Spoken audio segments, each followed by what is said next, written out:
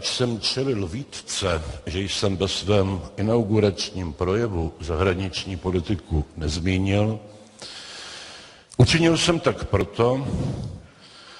protože jsem považoval za nutné nejdříve se sejít s vládou a vyjasnit si základní kontury zahraniční politiky, protože je nesmysl, abychom zde měli 2 nebo 3 zahraniční politiky.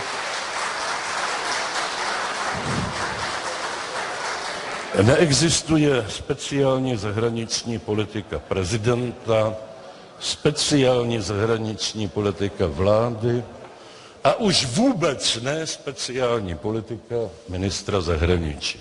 Pokud chcete úředníka, který si ty klotové rukávy navleče, podepíše ty příslušné listiny, aniž by je četl, dobře se naobědvá a potom usne,